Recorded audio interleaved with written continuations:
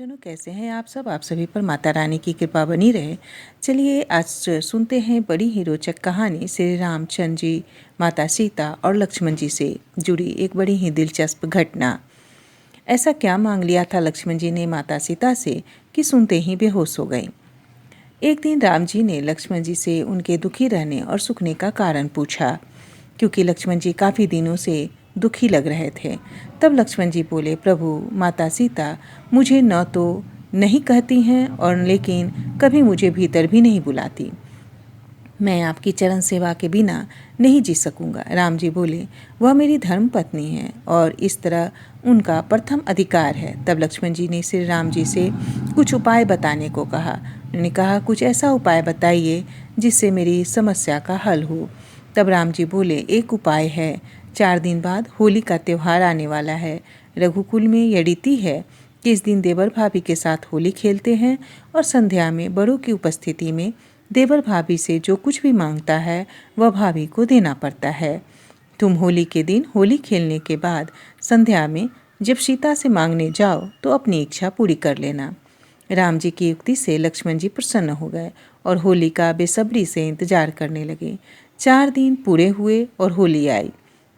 सीता जी के साथ लक्ष्मण, भरत और शत्रुघ्न जी ने पूरी पवित्रता के साथ होली खेली। शाम होते ही सभी सीता जी के पास चरण स्पर्श के लिए पहुँचे। भरत और शत्रुघ्न के बाद लक्ष्मण जी की बारी आई। लक्ष्मण जी ने माता सीता के चरण स्पर्श किए। सीता जी ने लक्ष्मण जी को आशीर्वाद स्वरूप कुछ मांगने को कहा। तब लक्ष्मण जी बोले, माता, होली की और कोई भेंट तो मुझे नहीं चाहिए, लेकिन श्री राम की चरण सेवा का अधिकार मेरा बने। इतना सुनते ही सीता जी बेहोश हो गईं, क्योंकि प्रभु राम की चरण सेवा उनका अधिकार था और लक्ष्मण जी को यह अधिकार देकर वह रघुवंश की पुत्रवधू होने का वचन नहीं तोड़ सकती थीं। लक्ष्मण जी दौड़े दौड़े श्री राम के पास पहुँचे और माता सीता के बारे में बताया।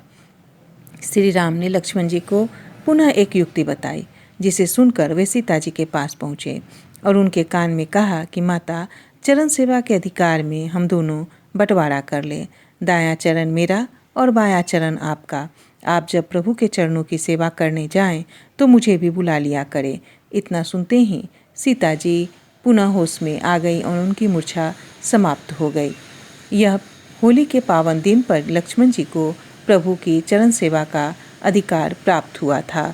माता सीता श्री हरि विष्णु की पत्नी लक्ष्मी मानी जाती हैं और लक्ष्मी जी हमेशा श्री हरि विष्णु की चरण दबाती रहती हैं।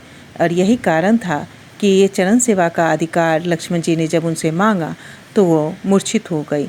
जय श्री राम, जय माता।